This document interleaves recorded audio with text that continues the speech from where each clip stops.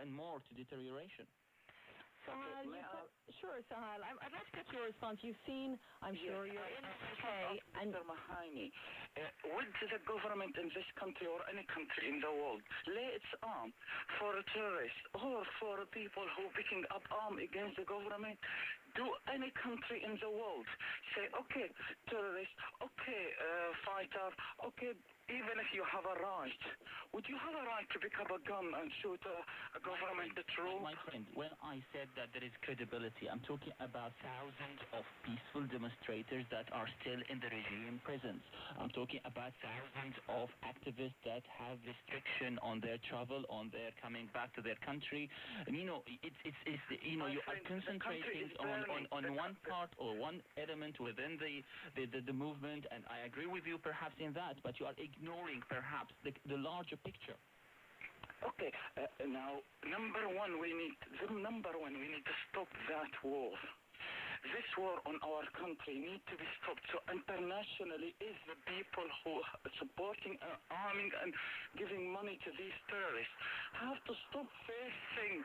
We could not do anything unless this Saudis, Turkey, America, the rest, they are giving money and arms to these people. If we tomorrow give up everything, still there is a war going to be because they are making war against Syria.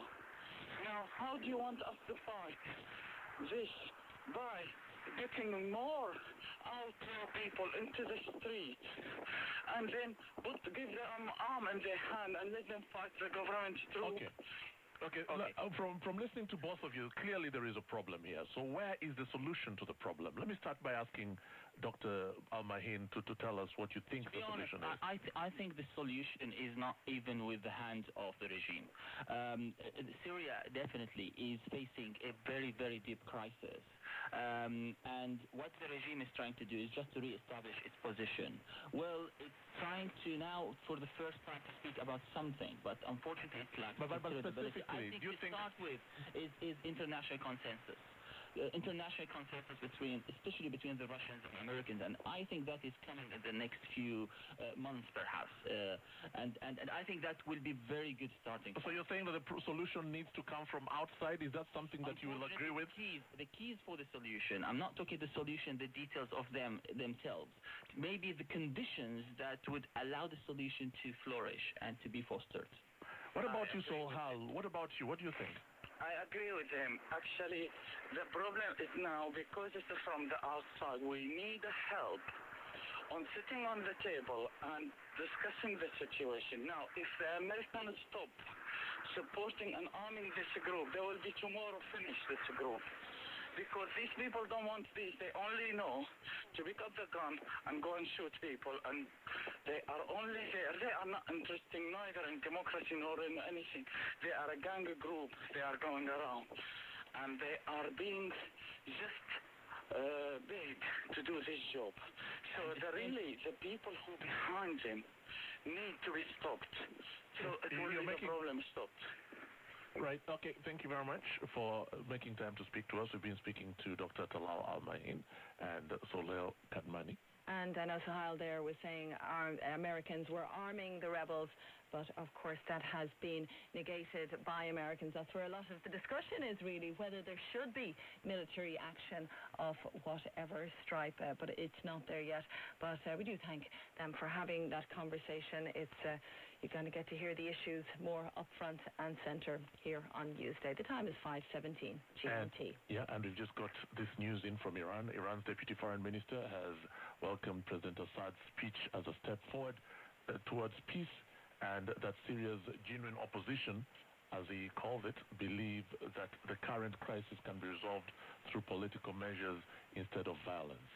So that's what the Iranian Deputy Foreign Minister has said. Well, with 60,000 people dead and a defiant President Assad in Damascus, as we've just been hearing, Syria's neighbours are becoming increasingly nervous about the violence across their borders. Turkey's tolerance in particular has been tested, and it has now asked its NATO allies for support. That support has arrived in the shape of Patriot missile batteries, which are being dispatched from the Netherlands today. Anna Holligan is joining us now from Fredapel in the Netherlands. And what are the Dutch military military providing?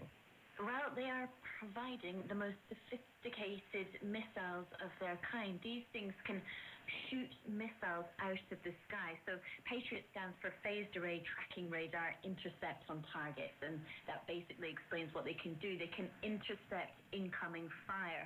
And they're leaving today, they're leaving from the base very near to where I am right now, today to head out towards the Turkey-Syria border. Okay, and would we know what sort of time frame you're looking at for them to get to the border?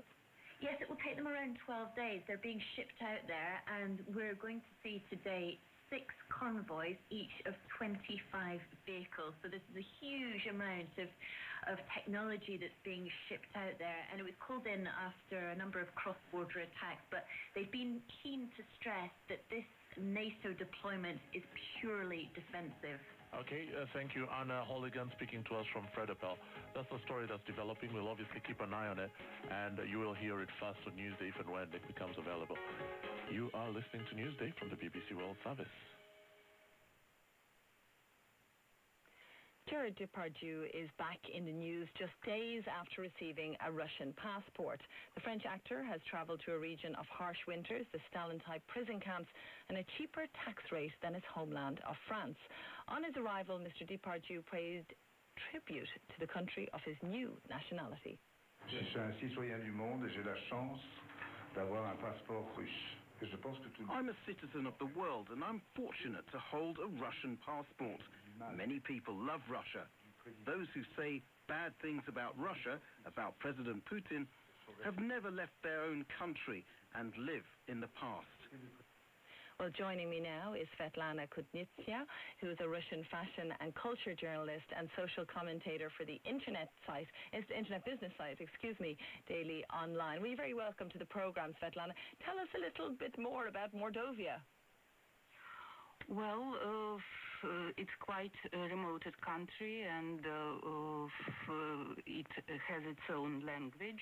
So if Monsieur Depardieu would accept a position of the Minister of Culture of Mordovia, he would have to learn not only Russian but also Moldovan language.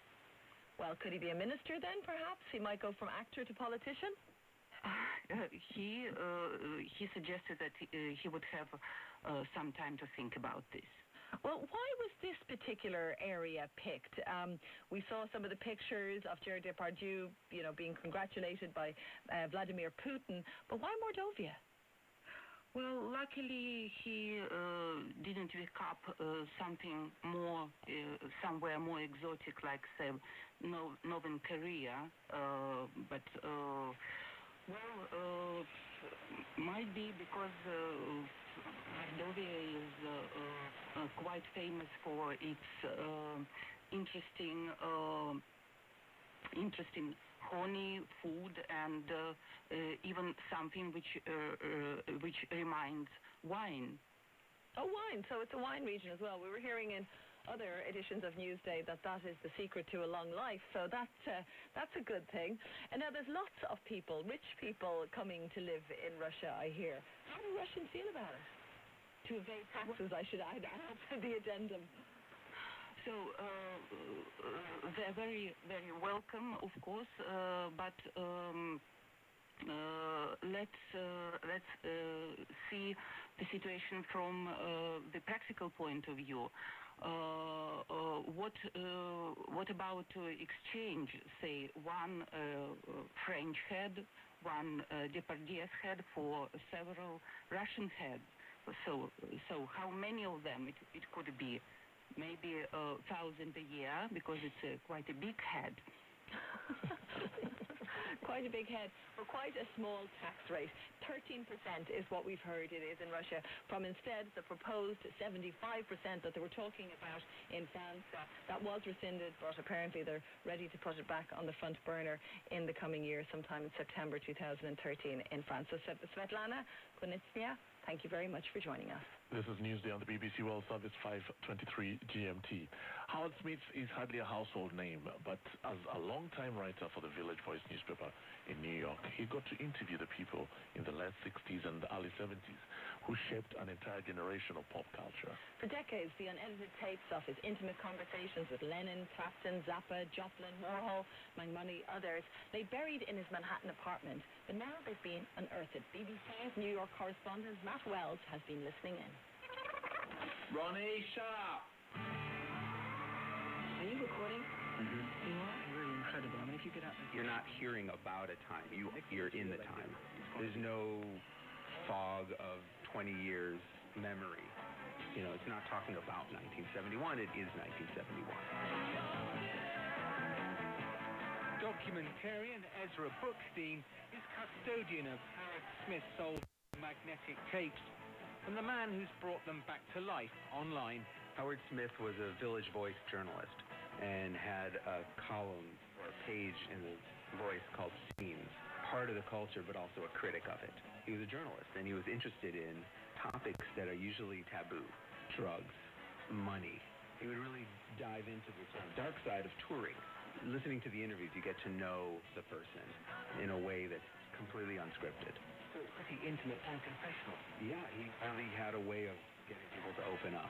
There were no PR people around. Sitting there with headphones listening to the tapes, I felt like I was alone in the room with John Lennon.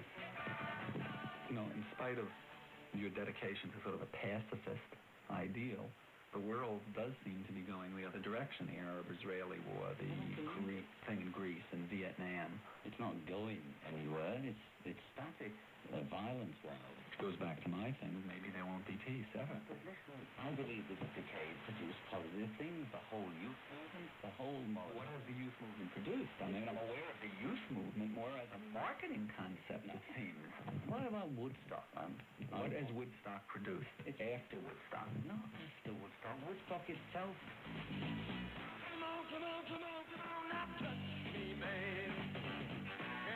Howard did an incredibly memorable interview with Jim Morrison. For some reason, Jim Morrison set up the interview to take place at 11 a.m., and Howard showed up. A little late, in came Jim Morrison with a bunch of guys, and they'd been out all night at a strip club. Yeah, I'm finally starting to wake up, Howard. Let's get into some heavy stuff. I told you we're the band you love to hate. Do you at times wish that were different? I know when I could write an American folk song, and everyone would say, gee, what a great guy.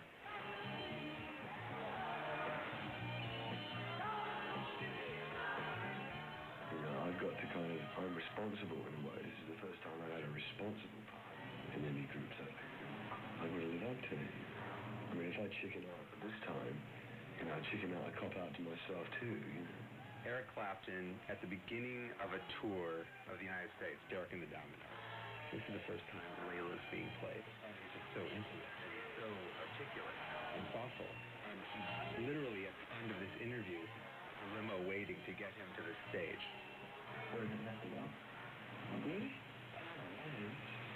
Late, isn't it? Okay. Okay. Have a good show. Thanks a lot.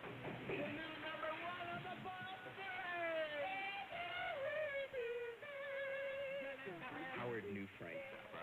They'd met many times. He had been with John and Yoko that day, and they had mentioned that they'd love to meet Zappa. When Frank Zappa opened the hotel room door, there was John and Yoko in tow. For the entire interview, they're sitting down on the couch next to Frank Zappa. The age range is somewhere between 15 and 18.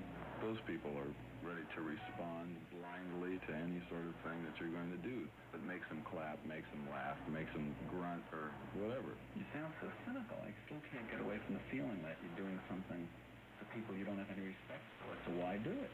I don't do it for people. You do it for yourself? No, I just do it. Pretty bad shoot up over the skyline of Manhattan. Take a right down on the Main Street. Now in his mid-70s, Smith has been battling cancer and other illness for years, but he's heartened his archives now unearthed. Only old friend Jimi Hendrix politely spurned his microphone. If it wasn't